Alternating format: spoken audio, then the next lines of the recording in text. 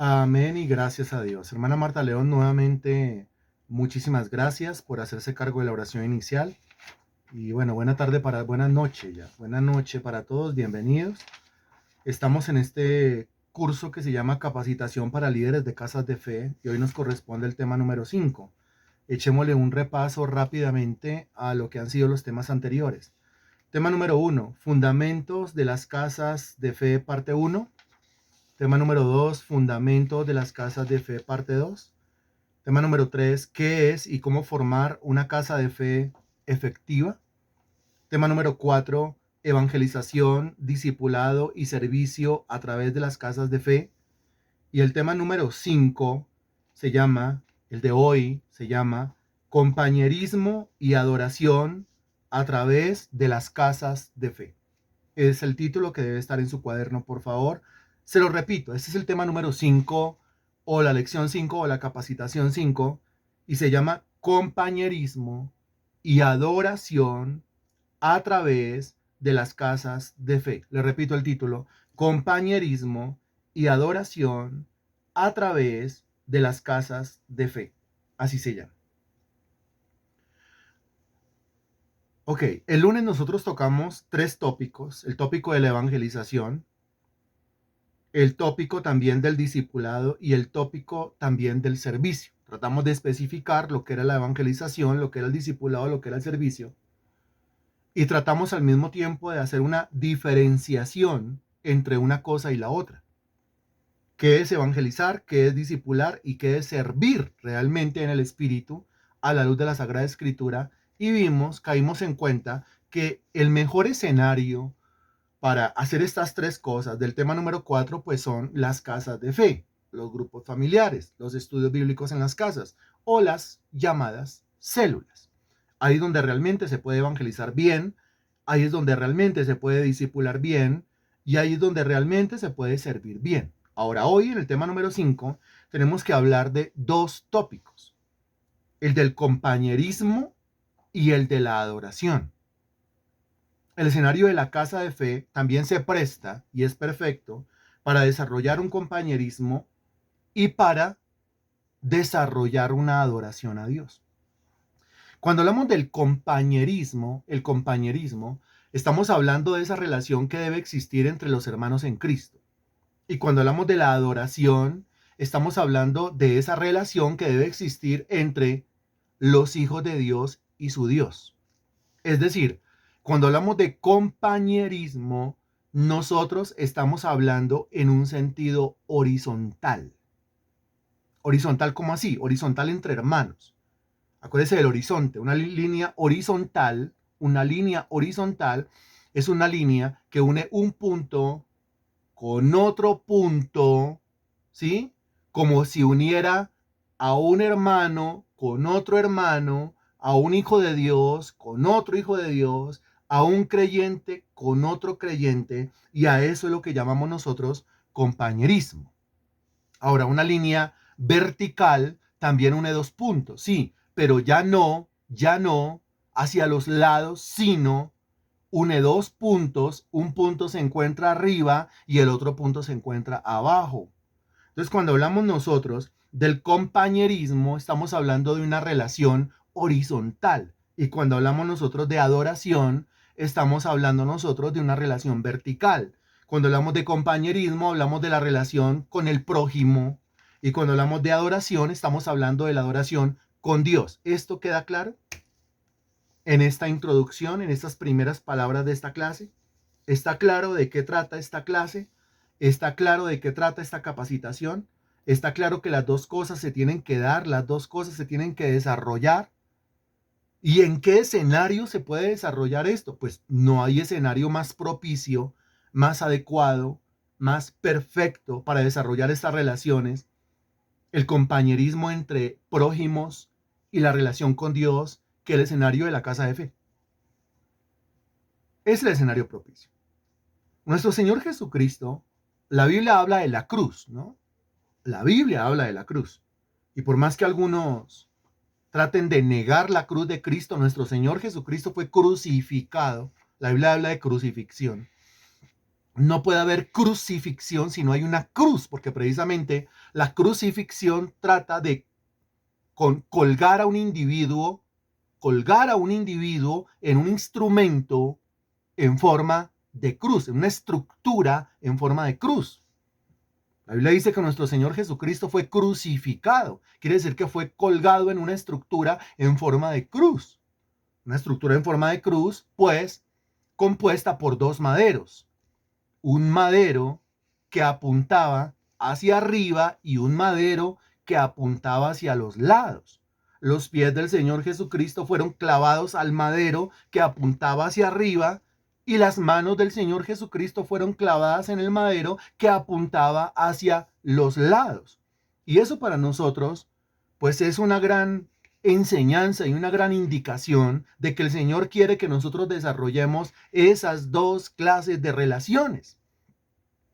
La relación horizontal y la relación vertical. La Biblia es clara al decir que el Señor crecía en sabiduría, en gracia y en estatura para con, complete ese versículo por favor, que por supuesto que usted se lo sabe. El Señor crecía en estatura, el Señor crecía en gracia y el Señor crecía en sabiduría para con, responda por favor. Responda por favor.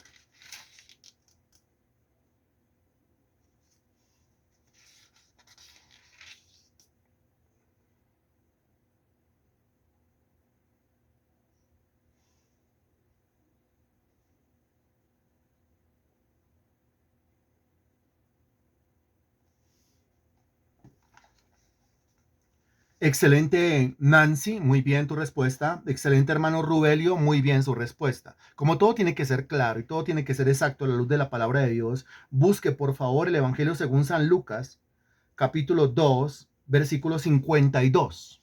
Lucas 2, 52, es decir, el último versículo del capítulo 2 del Evangelio según San Lucas. Me avisa cuando ya, por favor.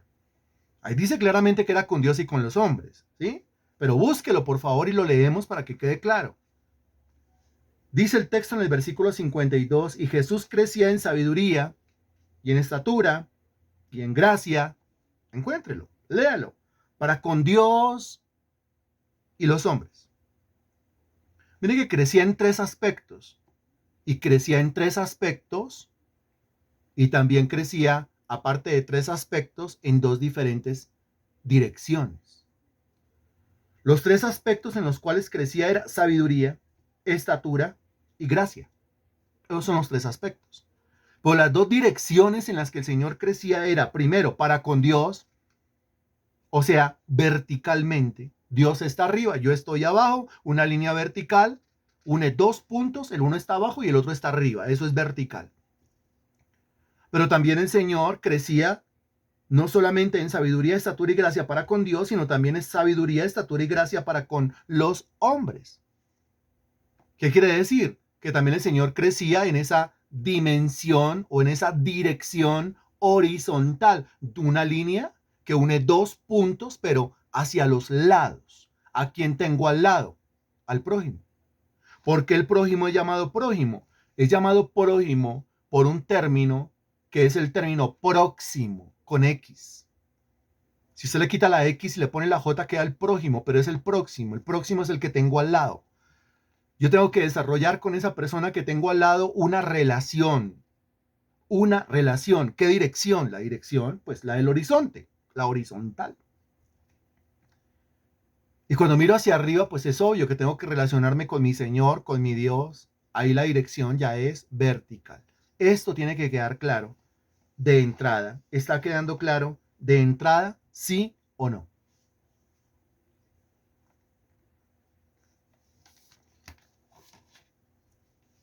Está quedando claro. Muy bien.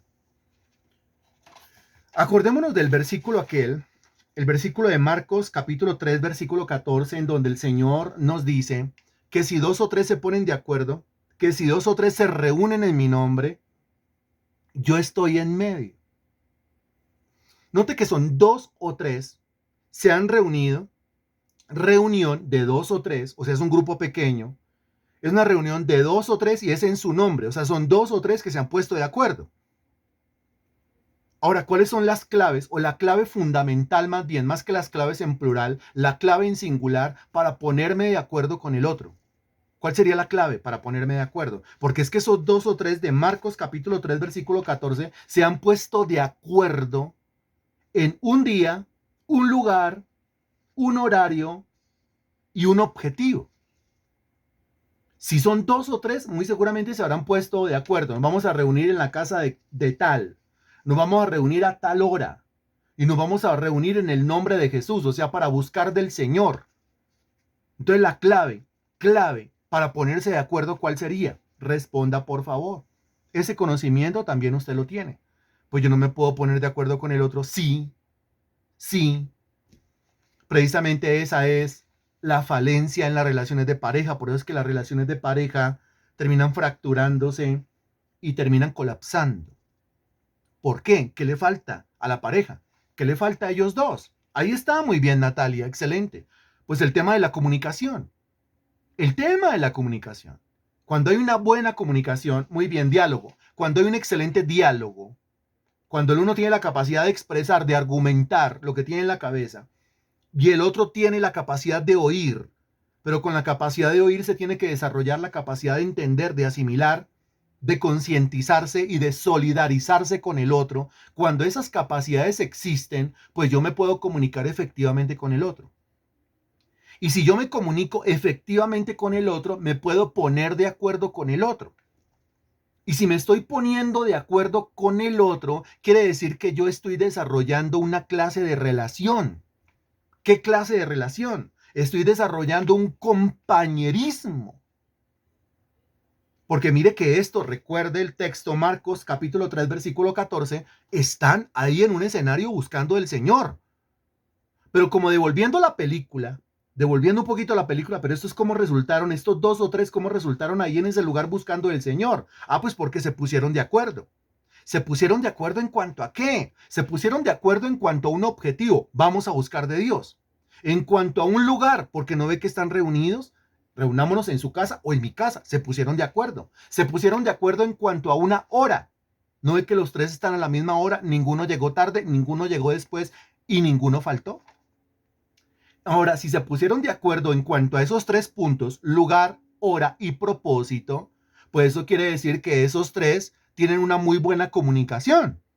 Y si tienen una muy buena comunicación, pues entonces esos 3 tienen un muy buen compañerismo. ¿De acuerdo? Tienen un muy buen compañerismo. ¿De acuerdo? ¿Está claro el argumento que estoy utilizando en este momento? El argumento de que si ya lo estoy haciendo es porque me puse de acuerdo. Si me puse de acuerdo, pues entonces es porque tengo una muy buena comunicación y estoy desarrollando una relación horizontal de compañerismo con el prójimo. Ahora, lo que enseña el versículo también es que si 2 o 3 se reúnen en mi nombre, yo estoy en medio. Entonces, dése cuenta que esos 3, aparte de que se pusieron de acuerdo entre ellos y están desarrollando un compañerismo, a su vez se reunieron para buscar de Dios. O sea, están desarrollando un compañerismo, pero también están desarrollando una adoración. Están desarrollando la relación entre ellos, pero también están desarrollando la relación con Dios. Están involucrados en tener buena relación el uno con el otro, pero también están involucrados y están responsabilizados en el hecho de querer tener una buena relación con el Señor. La relación entre nosotros se llama compañerismo, se llama comunión con el prójimo. Y la relación con Dios se llama adoración, compañerismo con Dios o comunión con Dios. Y las dos cosas son necesarias. Como lo dice Lucas capítulo 2, el último versículo lo acabamos de leer. Y si el Señor Jesucristo desarrollaba esas dos clases de relaciones, en esas dos direcciones, pues es que las dos son importantes. Ahora, reflexionemos acerca del hecho de por qué las dos son importantes. El texto dice, yo estoy en medio, o sea que Dios se manifiesta cuando los 2 o 3 se han puesto de acuerdo. Es una maravilla. ¿Para qué nos reunimos? Para que Dios se manifieste, para que Dios hable, para que Dios dé una palabra, pero a cada uno les da la manifestación del Espíritu para provecho. Y aquí nos damos cuenta que los dones del Espíritu Santo se manifiestan en un escenario en donde hay un acuerdo mutuo. en donde hay un compañerismo o una comunión entre hermanos. Y el Espíritu de Dios lastimosamente no se puede manifestar de manera potente en un lugar en donde solo hay iras, enemistades, celos, pleitos, criticadera, señaladera, cuestionadera de los unos para con los otros. Entonces en eso nosotros tenemos que trabajar, en que las células o las casas de fe tengan el corazón limpio, en que los asistentes a las casas de fe tengan el corazón limpio. No vamos a una casa de fe, no vamos a una célula a criticar. Ese no es el propósito. No vamos a una célula a cuestionar a nadie. No ese es el propósito. Nosotros vamos a una célula a desarrollar dos diferentes tipos de relaciones. Una muy buena relación con el prójimo. Y si quiero desarrollar una muy buena relación con el prójimo, pues la criticadera no puede estar ahí, porque ¿quién se aguanta esa criticadera? ¿O quién puede llamar a la criticadera tener buena relación? No, eso no es tener buena relación. Eso es sentarse en una silla. Eso es sentarse en una silla de escarnecedores. Qué impresionante, ¿no? Esto lo tenemos que tener todos en claro y todos en cuenta. Hay el enlace de dos textos bíblicos. Usted tiene que relacionar más Marcos capítulo 3 versículo 14. El Señor Jesucristo dice claramente ahí, pues que llamó a los 12 para que estuviesen con él y para mandarlos a predicar. Dese cuenta que hay un compañerismo. Y el otro texto, pues el último texto del capítulo 18 de Mateo, en donde habla precisamente de esa comunión entre hermanos que se unen con un propósito, que se unen con un proyecto, y el proyecto es buscar la manifestación de Dios, buscar la manifestación del Señor Jesucristo. Y se logra siempre y en todos los casos cuando los dos o tres se han puesto de acuerdo. Por eso la Biblia dice en Hebreos capítulo 10, versículo 25, que nosotros no nos podemos dejar de congregar. Ahora, cuando habla de congregarse, ¿a qué se está refiriendo? ¿Se está refiriendo al culto de domingo? Por supuesto que sí. Pero también se está refiriendo al culto entre semana. Por supuesto que sí. Pero también se está refiriendo a la reunión en la casa de fe o en la célula. Por supuesto que sí también. También se está refiriendo a eso. O sea, no me puedo dejar de congregar porque los de Mateo capítulo 18 versículo 20 y los de Marcos capítulo 3 versículo 14 están reunidos en un grupo pequeño, están congregados en un grupo pequeño, pero a eso también la Biblia se le llama congregación. Dos o tres reunidos, dos o tres congregados, dése cuenta que ya es una congregación. Y es parte también del alma de la iglesia. Los grupos pequeños son el combustible de la iglesia. Los grupos pequeños son el combustible de la congregación. Si no hay grupos pequeños, si no hay célula, pues comenzando, no hay evangelización, no hay discipulado, no hay servicio y al mismo tiempo pues no hay compañerismo y tampoco hay una verdadera adoración. Es que es más fácil enseñarle a uno, a dos, máximo tres, lo que es compañerismo y lo que es adoración, que enseñárselo a una iglesia de 100, 200, 300, 400, 500 o a una mega iglesia. Vamos a hablar con toda la mega iglesia. Hay, no sé, 15,000 personas reunidas. Vamos a hablar con la mega iglesia acerca del compañerismo que tiene que haber entre nosotros. No se convierte en solo teoría. Pero cuando en un grupo hay dos o tres reunidos, pues es obvio que el compañerismo no solamente se enseña, sino también se vive, porque somos poquitos. Entonces nos vemos, nos conocemos, sabemos lo que hacemos. ¿A qué vinimos? A servir. ¿A qué vinimos? A buscar de Dios. En una mega iglesia, pues no, usted no puede esperar que todo el mundo tenga la misma espiritualidad, pero en un grupo pequeño sí se puede desarrollar la misma clase de espiritualidad. Con tal de que nos cuidemos y en un grupo pequeño, pues de ninguna manera se nos convierta en una silla de escarnecedores porque no venimos a escarnecer. Yo no vengo a una iglesia, yo no vengo a una congregación, yo no vengo a una casa de fe o a una célula a escarnecer. No vengo a eso, ese no es el propósito. Si ese es mi propósito, si eso es lo que yo tengo en el corazón, yo estoy dañando la esencia, estoy dañando la naturaleza de una casa de fe. Porque la naturaleza o la esencia de una casa de fe es crecer en esas dos relaciones que estamos nosotros diciendo, que estamos nosotros comentando. El Salmo capítulo 133. Salmo capítulo 133. Muy conocido el Salmo. Precisamente va a hablar de esto. Me avisa cuando ya, por favor, Salmo capítulo 133. Ya, gracias. Salmo 133, versículo 1 dice, mirad cuán bueno y cuán delicioso es habitar los hermanos juntos en armonía. Vuelva a leer el versículo 1 y dígame, ¿qué clase de relación se está desarrollando? ¿Qué clase de relación se está creando, cuidando, fabricando en el versículo 1? Lea y responda, por favor, solamente teniendo como base el versículo 1.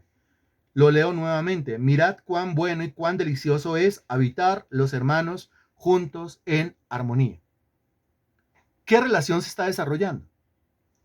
Lo puede decir como quiera, con tal de que esté respondiendo de manera correcta, dígalo como quiera. ¿Qué está desarrollando? Se está desarrollando un compañerismo. Muy bien, Marta León. Un compañerismo. Concuerda Natalia. Muy bien. Y los demás, por favor, respondan. Gracias. ¿Qué se está desarrollando? Un compañerismo. Muy bien, un compañerismo. O sea, ¿relación con quién? Compañerismo. Muy bien. O sea, ¿relación con quién? ¿O en qué dirección también, si usted lo quiere responder de esa manera? El prójimo, muy bien, está hablando del prójimo, está hablando entre nosotros. Es lo primero que se menciona, ¿cierto? Una hermandad, buena palabra. Muy bien, con el prójimo horizontal, una comunión de hermandad entre hermanos. Eso estuvo muy chévere. Una comunión de hermandad entre hermanos. Compañerismo, muy bien, horizontal, horizontal. Mira lo que dice, mirad cuán bueno y cuán delicioso es habitar los hermanos juntos en armonía. Palabra clave, armonía, armonía. ¿Qué se debe hacer para lograr la armonía? ¿Qué es necesario, obligatorio para lograr la armonía? Cuando decimos que es una familia que vive en armonía, ¿sí? O unos hijos, unos hermanos que conviven en armonía, pues para estar en armonía, para ser armónicos, un término que se utiliza también en la música, pues necesito obligatoriamente ¿qué? Si no, no hay armonía. ¿Qué es eso de armonía? ¿Necesito qué? Haga uso de los conceptos que anteriormente tratamos, por favor. ¿Qué necesitamos? Comunicación. Claro, comunicación. Entre músicos. Si vamos a respetar la armonía, el círculo armónico, pregúntele a un músico, el círculo armónico, pues debemos hablar. Comenzando que tenemos que respetar la tonalidad, porque el círculo armónico respeta una tonalidad. Eso es de la música. Entonces, tiene que haber una comunicación, tienen que ponerse de acuerdo. No puede ser que el uno esté en un do y el otro esté en un mi. No, no se puede. Porque el uno sonará de una manera y el otro va a sonar de otra manera. Y entonces el uno va a chillar y el otro también va a chillar. Son términos que pertenecen a la música. Eso está sonando mal. Ahora, aquí está hablando de habitar, dése cuenta, habitar o convivir. Son hermanos que habitan, hermanos que conviven. ¿Conviven cuándo? Pues conviven durante el tiempo en que están congregados. ¿Cuánto tiempo puede ser? Pues una casa de fe por ahí 1 hora. Una célula por ahí 1 hora. Un culto general de domingo por ahí 2 horas. Sin embargo, estamos juntos durante unos minutos en un mismo lugar, a una misma hora, para hacer lo mismo y ahí ya hay una convivencia. Ahí ya existe un habitar juntos. Ahora, ese habitar juntos tiene que ser en armonía. No puede ser que yo diga, yo voy a esa iglesia, pero yo no soporto a nadie en esa iglesia. No, yo voy a esa iglesia, pero a mí me cae mal todo el mundo. No, no puede ser, porque daña la esencia de lo armónico. No puede ser. En ese sentido, en ese caso, yo tengo que limpiar mi alma, tengo que limpiar mi corazón, porque es el mismo diablo usándome a mí lastimosamente para dañar la relación con el prójimo y para dañar la relación con Dios. No puedo ir de esa manera sucia, no puedo ir de esa manera contaminada a pretender que mi búsqueda de Dios va a ser efectiva. No va a ser efectiva. Primero aparece el versículo 1 y el versículo 1 nos insta, nos obliga a habitar en armonía. Ahora a mí lo que dice, juntos, juntos. Si es juntos, se están congregando. Es que Hebreos 10:25 es claro al decir no dejando de congregarnos, lo cual quiere decir que el que no se congrega está en pecado. No congregarse es pecado. Hay que congregarse. Ahora, ¿cómo hacemos para que la gente se congregue? Pues congreguémoslos cerca donde ellos se encuentren. y ayudémoslos a salir de ese pecado. Y cerca donde ellos se encuentren, pues ¿en dónde? Pues en las casas. Ayudémoslos a que salgan del pecado y no congregarse, congregándolos en las casas, que es donde viven las familias, porque en ti serán benditas todas las familias de la tierra. Génesis capítulo 12, versículo 3. Pero es de esa manera.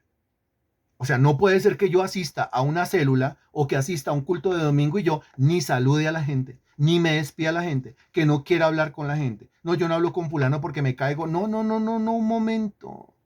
A eso uno no va a la iglesia. A eso uno no va a una célula. O sea, uno no va a ser clasista y a ser selectivo a ver a quién saludo, a quién no saludo, a quién le hablo y a quién no le hablo. No. Porque no ve que es el lugar para poder crecer juntos. Necesitamos esa convivencia o ese habitar juntos, así sea por un ratico, para poder crecer en las cosas de Dios.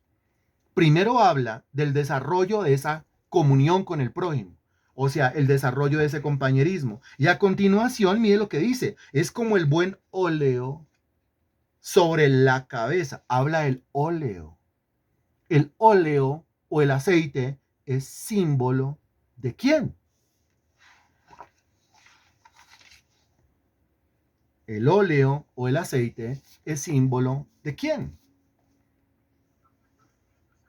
Excelente, muy bien, excelente tu respuesta, muy bien, María Ángel, excelente. El óleo o el aceite es símbolo del Espíritu Santo. Ahora mire que primero se menciona la relación entre hermanos y en segundo lugar pasa a hablar del óleo, o sea, pasa a hablar del Espíritu Santo derramado en la congregación, lo cual indica que no existe el versículo 2 si primero no existe el versículo 1. No hay derramamiento del Espíritu Santo, no hay mover del Espíritu Santo, no hay demostración y manifestación del Espíritu Santo. Versículo 2, si primero no se cumple con la condición y la condición se encuentra en el versículo 1. Entonces, por eso decimos, si yo no me congrego correctamente, respetando la esencia y la naturaleza de la congregación, del para qué es que me congrego, yo me convierto en un estorbo en la congregación. Yo me convierto en un impedimento en una célula. Ahí viene el hermano, pero es que ese hermano nadie se lo aguanta, ese hermano ni saluda ni se despide, ese hermano le habla mal a todo el mundo. No es que yo no voy a la congregación para eso, por favor. No es que yo voy a desarrollar relaciones. El Señor Jesucristo crecía en sabiduría, en estatura y en gracia para con Dios, pero también crecía en estatura, sabiduría y en gracia para con los hombres. Lucas 2:42. Ahí está. Yo tengo una dificultad grande para relacionarme. Genial, bienvenido a la célula, bienvenido al culto, porque ahí es donde aprendemos a relacionarnos con los demás. ¿Cómo aprende uno a orar? Orando. ¿Cómo aprende uno a predicar? Predicando. ¿Cómo aprende uno a relacionarse con los demás? Pues relacionándose, no aislándose. Se aísla 10 años y quiere aprender a relacionarse, no, no va a aprender nunca. Nos toca es ahí, 2 o 3 reunidos. Mateo 18:20. En su nombre, Él está en medio, ¿sí? Llamados a la comunión, Marcos capítulo 3, versículo 14. Para estar con Él y para mandarlos a predicar y para mandarlos a ministrar. Dicen todos los textos que acabamos aquí de repasar. Porque lo que estamos haciendo realmente, al menos en la parte inicial, no es sino un repaso. Ya en el versículo 2, cuando se cumplió la condición de estar juntos en armonía, pues aparece el óleo. Dice, es como el buen óleo sobre la cabeza, el cual desciende sobre la barba de Aarón, baja hasta el borde de sus vestiduras. Entonces es impresionante porque menciona la cabeza, pero después menciona la barba, o sea, la cara, y a continuación dice el borde de sus vestiduras, o sea, menciona los pies. O se está hablando de un cuerpo. ¿Y cuál es el cuerpo? Pues la iglesia. La iglesia es el cuerpo de Cristo. Entonces dice que ese aceite pues viene a tocar, a empapar, viene a llenar a cada uno de los miembros de la congregación cuando cada uno de los miembros de la congregación se ha comprometido a hacer lo que dice el versículo 1. ¿Cómo le parece esto que está usted aprendiendo o si ya lo sabía que está repasando? ¿Cómo le parece? Que el Espíritu de Dios exige, versículo 2, para poderse manifestar en una congregación, que nosotros vivamos juntos en armonía, que no nos reunamos para lo que es malo, sino que nos congreguemos para lo que es bueno. Pero yo le hago la pregunta aquí, entonces a 17 personas, ¿cómo le parece? O al menos a 17 conexiones. No sé si personas, pero hay 17 conexiones. ¿Cómo le parece? ¿Y por qué no recapacitamos y reflexionamos en este momento en lo profundo de nuestro corazón y decimos, Señor, quizás yo no me he congregado siempre de esa manera? O sea, en armonía, no, quizás yo en algún momento he ido a fomentar cosas feas, cosas malas. Alguno dirá, no, pero yo no, porque es que yo llego a la congregación, yo no estoy fomentando nada malo, porque yo entro a la congregación y ni saludo. Ahí está fomentando cosas malas. Pero yo me voy de la congregación de manera anónima, ni me despido. Ahí está fomentando cosas malas. Porque es que uno va a la congregación, repito, y no me cansaré de repetirlo, a desarrollar es compañerismo, no clasismo. No puedo ser selectivo, tengo que hablar con todo el mundo. El mismo Señor lo dejó claro. No puede ser que en la congregación yo me acerque y trate al que está bien vestido, al que tiene dinero, pero no me acerque y trate al que no está tan bien vestido y no tiene dinero. Por más que la conversación del uno sea como charra, como harta, pero es ahí donde yo reviso la capacidad que tengo para relacionarme con los demás. Y dígame, ¿eso en qué escenario es más propicio? ¿En el culto de domingo o en una célula? ¿En donde realmente yo puedo charlar con el hermano? ¿En donde realmente yo puedo conocer su pensamiento? ¿En donde realmente yo le puedo dar una palabra? ¿Dónde realmente yo le puedo dar un consejo? ¿En dónde, en qué escenario, cuál de los dos escenarios realmente pues yo puedo hacer una oración por él, hacer una oración privada? ¿En dónde? ¿En el escenario del culto de domingo o en el escenario de una célula? ¿En el escenario de una casa de fe? Pues lógicamente en un escenario más privado, más íntimo, o sea, una célula, una casa de fe, un estudio bíblico, un grupo familiar, es allá. Ahí el compañerismo. Ay, pero es que yo vengo y usted me regaña, pero mire, es ahí donde el uno le baja y el otro le sube. El uno baja revoluciones, el otro sube revoluciones. El uno se da cuenta pues que no puede seguir tratando así y el otro se da cuenta pues de que pronto es demasiado hipersensible.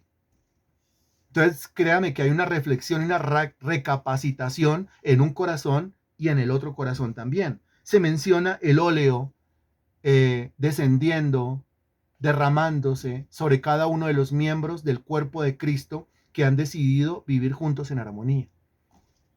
Ahora, no solamente eso, sino que el versículo 3 dice, como el rocío de Hermón, rocío, que desciende sobre los montes de Sión, porque allí, está hablando de un lugar, ¿sí o no? Allí, un lugar. Hágame un favor, ¿dónde queda allí? Le está señalando un lugar. El allí siempre señala un lugar. Un lugar donde, versículo 1, un lugar donde los hermanos están habitando juntos en armonía. Un lugar. Dese cuenta los tres factores. Nos tenemos que poner de acuerdo con respecto a un lugar, a una hora y cuál es el propósito de la reunión. El lugar, la casa de Marley. La hora, definamos la hora. El propósito, buscar de Jesucristo. Allí, si lo hacemos armónicamente, pues desciende el óleo, o sea, la unción, la presencia se manifiesta. Y versículo 3, allí, a ese lugar, envía Jehová bendición y vida eterna. Bendición, vidas cambiadas, vidas transformadas. Vida eterna, pues imagínense, gente entregando su vida al Señor Jesucristo. ¿En dónde? En un espacio como esos. ¿Qué tal este tema? ¿Qué tal este tema? O sea, el lugar especial para ganar almas es ese espacio íntimo, privado, un espacio genial, como lo es el espacio de las casas de fe, de las células, en donde los hermanos nos congregamos de una manera responsable, respetuosa, nos saludamos, nos despedimos, nos preguntamos cómo estamos, nos interesamos el uno por el otro, compartimos el tinto, la aromática, el café, el vasito con agua, la galletica, el pancito, la mantecada, lo que sea, lo que haya, no importa. Es más, el uno se compromete a traer dentro de 8 días, déjeme a mí traer al menos unas mogollas. Y otro dice, entonces yo traigo el café, yo tengo un termo. Mire, es compañerismo. Y cuando hay esa clase de compañerismo, pues ya estamos reunidos, ya está el escenario preparado, el escenario es óptimo, se derrama el Espíritu Santo, su presencia se manifiesta y allí envía el Señor bendición y vida eterna. Aquí hay una respuesta muy buena, una oportunidad que debe aprovecharse al máximo, claro que sí. En 1 Corintios capítulo 11, a los corintios se les exhorta porque dice que se congregaban para lo que no era bueno. Congregarse, pero para lo malo, no. El congregarse es una oportunidad que debe aprovecharse al máximo. Para eso. Ahora, cuando yo ya soy amigo suyo, me queda muy fácil darle la palabra. Uno como predicador, pues uno experimenta temores cuando tiene que pararse delante de un público desconocido. Pero si desarrollamos compañerismo entre nosotros, pues yo me pongo en pie delante suyo, abro la Biblia, yo le hablo la palabra de Dios y le hablo como un amigo le habla a otro amigo. Es que eso también tienen las células. Como en las células se desarrolla una amistad con el prójimo y con Dios, pues entonces todo queda entre amigos. Porque yo le digo, mire lo que dice la palabra de Dios y tiene toda la razón. De manera que no me siento yo regañado, porque es la misma palabra de Dios la que se está exponiendo. Al Señor Jesucristo le encantaba eso del compañerismo. Lucas capítulo 10, versículo 1 dice, abra por favor en el Evangelio según San Lucas, capítulo 10, versículo 1. Y me avisa cuando ya, por favor. Lucas capítulo 10, versículo 1. Ya. Dice el texto, después de estas cosas, designó el Señor también a otros 70. 70. Esto es una maravilla. Aquí ya vamos en 70. Pero quiero que note, esto lo vamos a hacer así. Mateo, capítulo 4. Mateo, capítulo 4, versículo 18. Sin perder Lucas, capítulo 10, versículo 1, porque es ahí donde, donde va a desembocar todo esto. Entonces, Mateo, capítulo 4, versículo 18, dice, andando Jesús junto al mar de Galilea, vio a dos hermanos, Simón llamado Pedro y Andrés su hermano, que echaban la red en el mar porque eran pescadores. El Señor comenzó a armar un equipo. El Señor comenzó a armar un grupo. Un grupo multitudinario. No, usted sabe que no era un grupo multitudinario. No era un equipo multitudinario. El Señor no armó una mega iglesia. El Señor armó un equipo de trabajo pequeño, comenzando por dos personas. ¿Cuáles son esas dos personas? Simón llamado Pedro y Andrés su hermano. El versículo 21 del mismo Mateo capítulo 4 dice, pasando de allí, vio a otros dos hermanos, Jacobo, hijo de Zebedeo, y Juan su hermano, en la barca con Zebedeo su padre, que remendaban sus redes y lo llamó. 2, versículo 18, más 2, versículo 21, pues ya van 4. Cuando usted llega a Mateo capítulo 10, búsquelo por favor, salga de Mateo 4 y vaya a Mateo capítulo 10, versículo 1, me avisa por favor. Mateo capítulo 10, versículo 1. Espero haya notado en Mateo capítulo 4 que el Señor comenzó a armar su equipo de trabajo de a uno, de a dos. Al Señor no le importaba tener tratos con uno o con dos, hacer reunión con uno o con dos, eso ya lo hemos nosotros estudiado. El versículo 1 dice, entonces llamando a sus 12 discípulos, 12, aquí en Mateo capítulo 10, ¿tiene ya una mega iglesia? No, lo siguen las multitudes por los milagros. Pero realmente su equipo de trabajo estaba conformado por 12 personas. Su grupito especial a los cuales les predicaba y ministraba eran máximo 12 personas. Llamando a sus 12 discípulos, les dio autoridad sobre los espíritus inmundos para que los echasen fuera y para sanar toda enfermedad y toda dolencia. Versículo 2, los nombres de los 12. En el versículo 1 se menciona o se aclara que eran 12 y en el versículo 2 se repite, eran 12. Mateo 4 comenzó con 1, después 2, después 4. Cuando llega Mateo capítulo 10, ¿cuántos tiene? Tiene 12. Ahora, esos 12 van a ir a predicar a diferentes lugares. Y esos 12 van a ir consolidando poco a poco otro equipo de trabajo. Este equipo de trabajo ya se puede llamar el equipo de trabajo de los 12. Los 12 eran el equipo de trabajo de Jesucristo. Y los de Lucas, vuelva a Lucas, capítulo 10, versículo 1, ahí no se menciona a 1, a 2, a 4, a 12, sino que se menciona esa 70. ¿De dónde salieron los 70? Los 70 salieron de el aprendizaje que los 12 recibieron de parte del Señor Jesucristo. De ahí salieron los 70. Los 12 aprendieron cómo era que el Señor Jesucristo evangelizaba y discipulaba a personas. Y ellos fueron a intentarlo.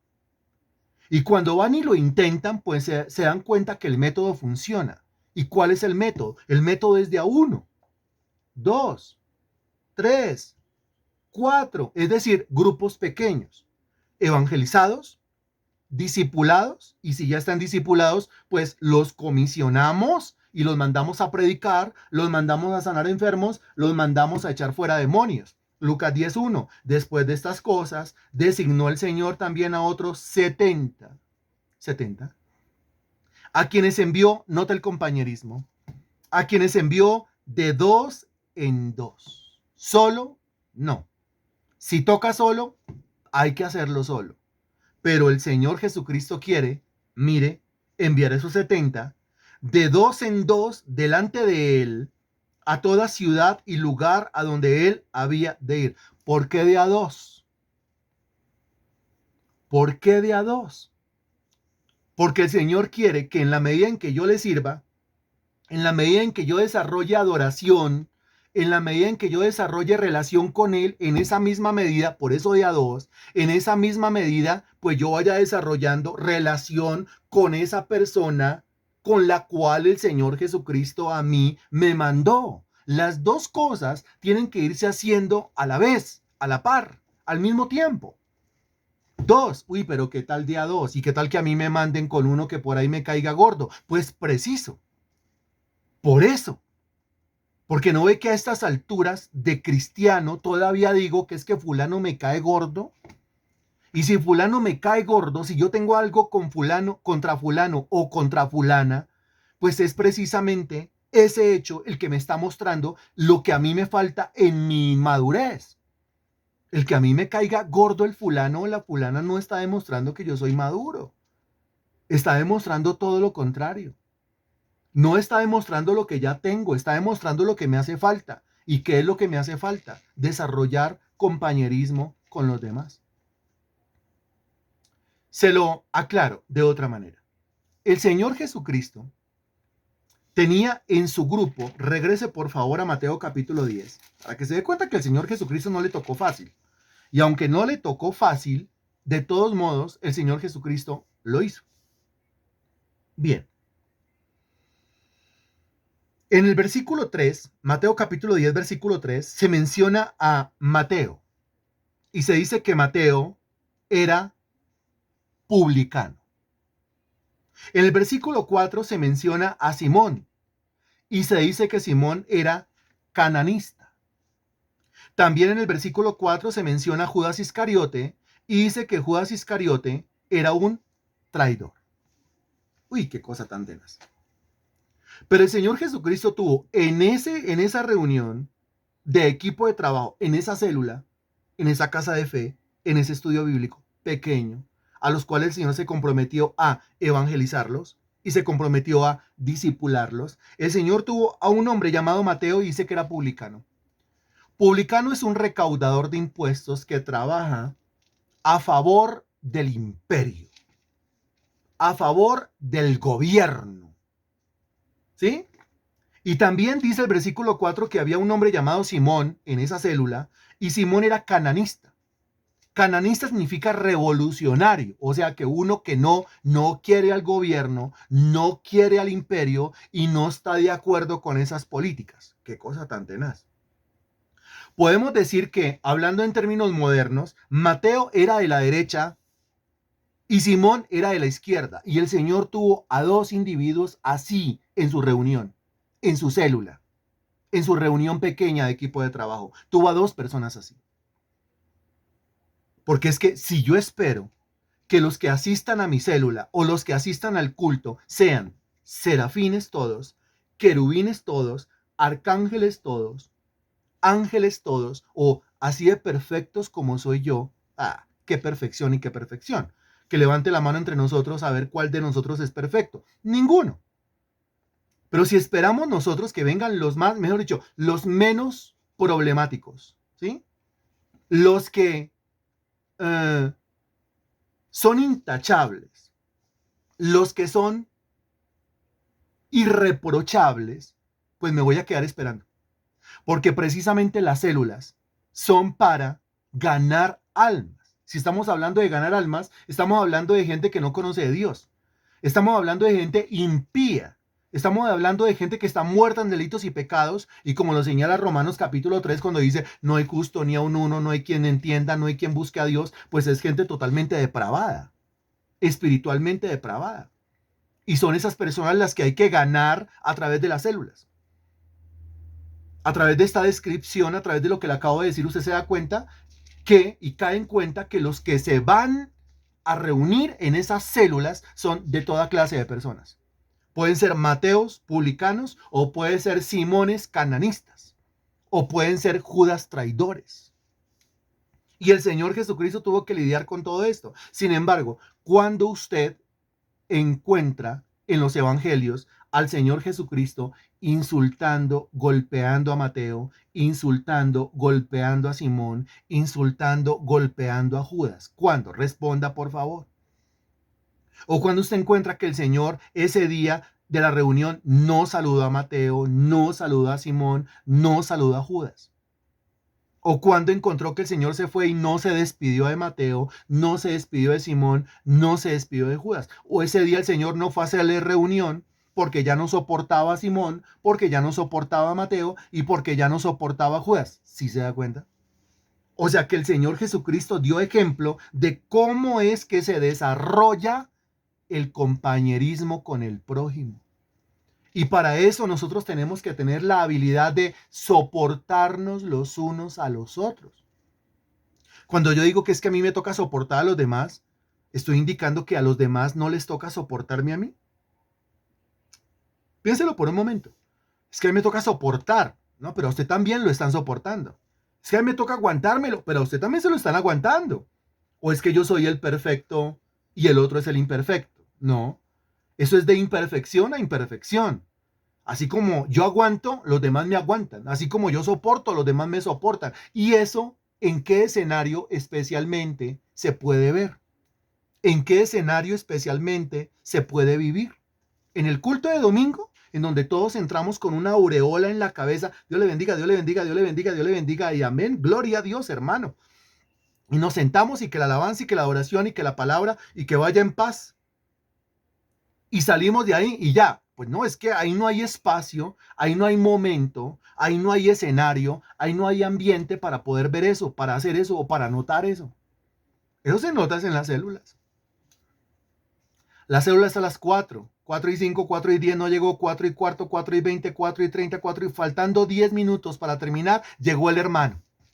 Como si nada. ¿Ah? Y llegó y se tropezó y estrelló la puerta. Y llegó a saludar a todo el mundo. ¿Cómo me les va, mis hermanos? ¿Cómo están? Y los últimos 10 minutos a hablar y hablar y hablar. Se necesita el poder soportar, el poder aguantar. ¿Se necesita o no se necesita? Claro que se necesita. Mire, pararse en un altar a dar una conferencia es muy fácil, pero convertirse en líder de una célula, eso es sumamente difícil.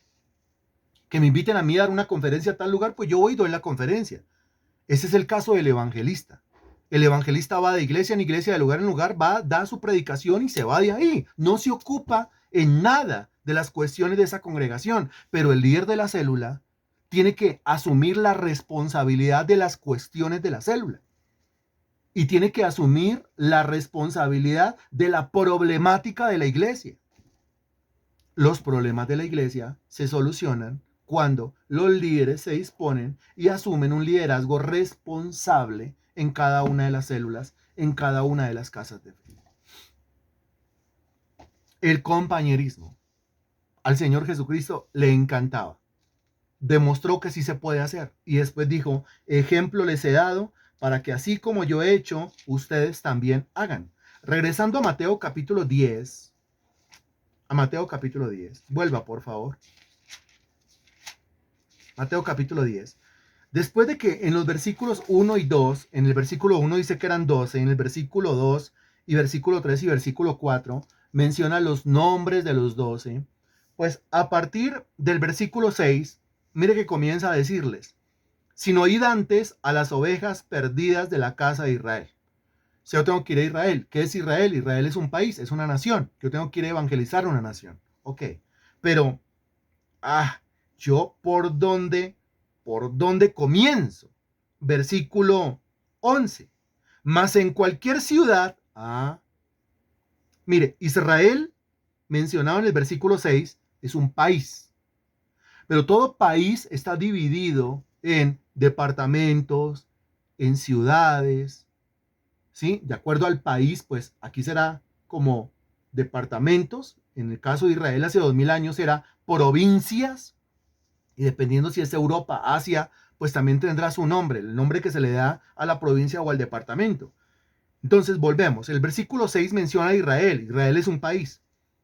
Ahora, ¿cómo hago yo para predicar en todo el país? El versículo 11 dice, mas en cualquier ciudad o aldea, pues lo que yo tengo que hacer es, por ejemplo, Colombia, yo lo divido en departamentos. Cada departamento lo divido en ciudades. Cada ciudad yo la divido en pueblos. Y así vamos nosotros encontrando el mínimo común múltiplo, ¿cierto?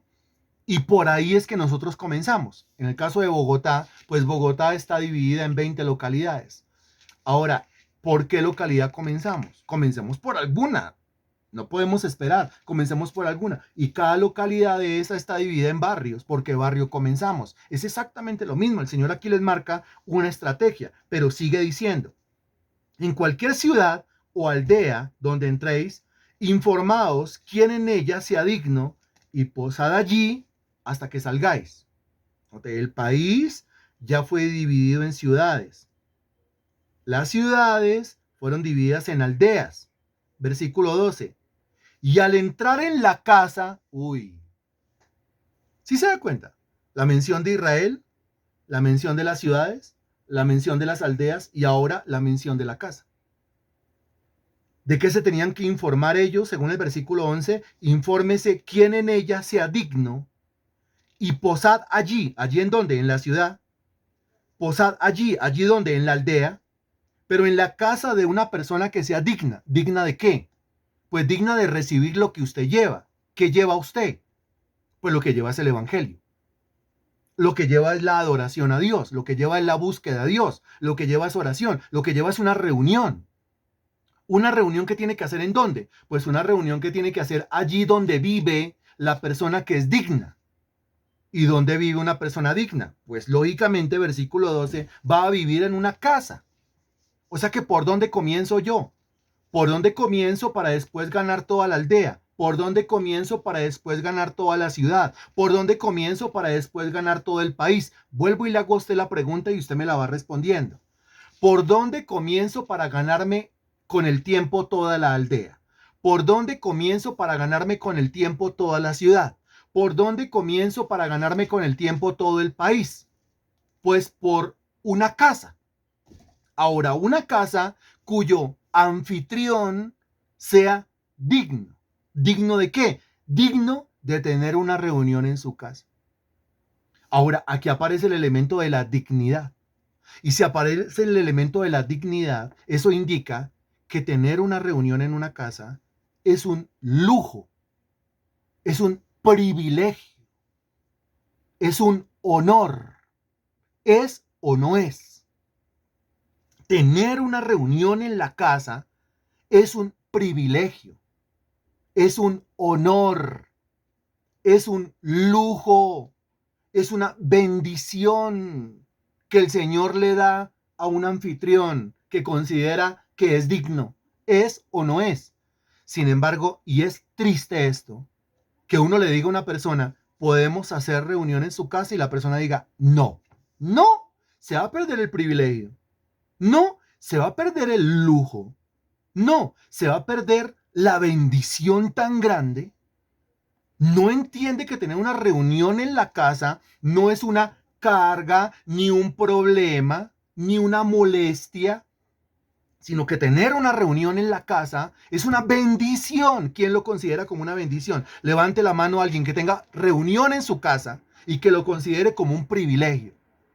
Levante la mano a alguien que tenga una reunión en su casa y que lo considere como un lujo que el Señor le da, como un privilegio que el Señor le da, como un beneficio que el Señor le da, como una gran bendición que el Señor le da. Eso para que los demás caigan en cuenta. Caigan en cuenta de que, hombre, ¿usted cree que esa sala de su casa es solamente para tener esos muebles? ¿Usted cree que la sala de la casa es solamente para tener a los perritos o a los gaticos bien acomodados? ¿Usted cree que esa sala, esa casa es solamente para hacer sus cosas, o sea, lo que ordinariamente nosotros hacemos en nuestra vida diaria?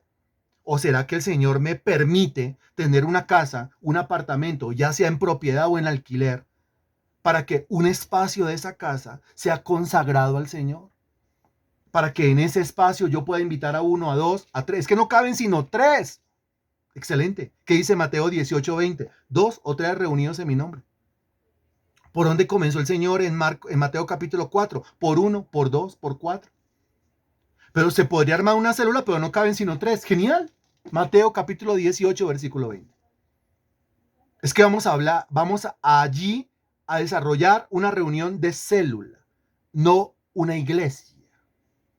Pero por algún lado tenemos nosotros que comenzar. ¿Y por dónde comenzamos? Comenzamos por la casa del hermano que entiende que esto es un lujo, que entiende que esto es un privilegio, que entiende que esto es una bendición, que entiende que el Señor lo ha considerado como una persona digna, como una persona responsable, como un Cornelio, el de Hechos capítulo 10, que se convirtió en anfitrión y recibió la bendición. Entonces dice, al entrar en la casa, saludadla. Ahora miren lo que dice, ya no me quedan sino 4 minutos. Vamos a respetar el horario. Pero dice, al entrar en la casa, saluden. Hace un rato yo estaba hablando, hermanos que llegan a una iglesia o hermanos que llegan a una reunión de célula y ni saludan. Dicen, yo no me meto con nadie, ni saludo a nadie. Se está metiendo con todos, está dañando la esencia de la reunión. Aquí dice, saluden. ¿Saluden? ¿Por qué tiene que decirme saluden? Pues porque el compañerismo con los demás se tiene que desarrollar. Salmo 133:1. Para que el Espíritu de Dios se pueda manifestar. Salmo 133:2. Para que el Señor manifieste allí bendición y vida eterna. Salmo 133:3. Por eso dice saluden. Al decir saluden, quiere decir desarrollen la decencia ahí, desarrollen los buenos modales ahí, desarrollen la diplomacia ahí, desarrollen la cordialidad, la armonía, el cariño, el amor entre ustedes. Saluden, saludad. Y si la casa fuere digna, casa digna. Mire, en el versículo 11 había una persona digna. Esa persona digna abrió su casa para el Señor. Y ahora dice, si la casa fuere digna, o sea que con el pasar del tiempo, no solamente la persona es digna, sino que también la casa es digna. ¿Digna de qué? De la bendición de Dios. Si la casa fuere digna, vuestra paz vendrá sobre ella. O sea, la bendición que tiene la persona que predica se descarga automáticamente sobre esa casa que se ha abierto para el servicio a Dios. Si la casa fuere digna, vuestra paz vendrá sobre ella. Mas si no fuere digna, vuestra paz se volverá a vosotros. La persona digna tiene que esmerarse de ahí en adelante en que toda su casa sea digna. Tiene que manejar con mucha cautela y con mucha diplomacia a ese esposo incrédulo, a esa esposa incrédula, a esos hijos no creyentes. Pero mire que hay una persona digna. Y está trabajando porque no solamente ella sea digna, sino porque su casa también sea digna. Porque entonces alguna persona dirá, no, pero es que yo soy creyente, pero es que mi esposo no. Ok, ¿y qué va a hacer? No, por causa de mi esposo yo no puedo tener reunión en mi casa. No, debería ser al contrario. Porque si usted quiere que la bendición se descargue sobre su casa, incluyendo sobre su esposo, pues debería hacer uso de su sabiduría. La mujer sabia edifica su casa para poder establecer una reunión en su casa, cosa que, mire, y me ha pasado, y con esto yo termino. Un minutico más. Le voy a hablar de un escenario. Álamos, localidad de Engativá. Célula. Don Henry es testigo. Don Evelio es testigo. La señora Cecilia también es testigo. Blanca es testigo. y las personas que asistían a esa reunión, yo la hacía presencial. Antes de pandemia, yo la hacía de manera presencial. Entonces yo iba y predicaba. El hijo, cuando escuchaba que yo llegaba, se encerraba en el cuarto. Se encerraba en el cuarto y prendía su televisión. Alguno dirá, por eso es que yo no puedo abrir la reunión en mi casa. ¿Cómo se le ocurre que van a venir a predicar y mi hijo se va a esconder en el cuarto? Y no, yo prefiero no abrir reunión. No, ellos abrieron reunión en su casa. Y Dios es testigo de lo que le estoy diciendo. Y yo comenzaba a predicar. En la mesa del comedor habían 4, 5, 6, 7 personas. Y yo comenzaba a predicar y a predicar y a predicar y a predicar, a predicar, a predicar. Pasó el tiempo. El hijo de ellos se fue a vivir a Australia. ¿Sí? Le estoy hablando de Leonardo Garzón, el esposo de Vivian Muñoz. Con el pasar del tiempo, Leonardo me contacta, me dice, yo necesito hablar con usted. Y comenzamos a desarrollar una relación de amistad. Y me dice, yo le voy a contar. Es que cuando usted llegaba, yo me metía al cuarto. Y yo no quería saber de nada, yo no quería escucharlo. Y dice, hermano, pero es que usted habla muy duro. Y entonces, por más que yo no quisiera, por más que yo me tapara los oídos, por más que yo prendiera el televisor o la radio, o me pusiera los audífonos, yo terminaba escuchándolo a usted. Y más que yo estaba encerrado en el cuarto, ya yo no podía salir, yo no iba a pasar por esa vergüenza, por ese oso. Y usted predicaba en la sala, entonces yo no sé qué pasaba, pero todo el sonido se me metía al cuarto. Y yo terminaba escuchándole todo el sermón como si lo tuviera al frente. Y dice, yo me acuerdo de esos sermones. En este momento, él le ha entregado su vida a Cristo. En este momento él es un hijo de Dios, es una nueva criatura. Él tomó con nosotros el curso prematrimonial, se casó con Vivian. Vivian también le entregó su vida al Señor Jesucristo. Son dos creyentes firmes, colombianos y viven en Australia. Y sus vidas fueron entregadas a Cristo gracias a que una persona sabia o un matrimonio sabio, Evelio y Cecilia, dijeron, aunque mis hijos no quieran, aunque el marido no quiera, aunque la mujer no quiera, pero pues yo soy digno, Dios quiere traerme esa bendición y yo lo voy a hacer. Y tienen en este momento esa pareja, Evelio y Cecilia, la gran bendición de ver cómo todos sus hijos van entregando sus vidas al Señor Jesucristo. Porque cuando una persona es digna y se esfuerza porque la casa es digna, allí envía el Señor bendición y vida eterna. ¿Quién dice amén a esto? Bendito Señor, te damos infinitas gracias por tu palabra. Gracias, mi Señor, por este conocimiento que tú nos das. Gracias, mi Señor, por esta capacitación número 5. Gracias, Señor, por hacernos entender que tener una reunión en la casa, Señor, no es un problema, no es una carga y no es una molestia, sino que tener una reunión en la casa es un privilegio, es un honor, es un beneficio, Señor. Significa que tú me has considerado a mí digno. Y significa que tú quieres convertir mi casa en una casa digna. Y significa que tú quieres traer a mi casa bendición. Y quieres traer a mi casa vida eterna. Porque es de la única manera, Señor. Y no puedo yo en el momento de la predicación hablar más bajito. No es cuando más duro tengo que hablar.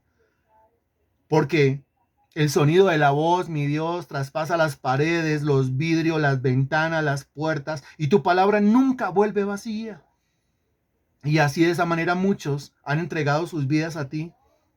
Y muchas personas han sido evangelizadas y discipuladas y te sirven a la distancia o cerca, pero te sirven, Señor. Y han sido ganadas en esas células, han sido ganadas en esos estudios bíblicos en las casas. Cuánto quiero las células, cuánto amo las células, Señor.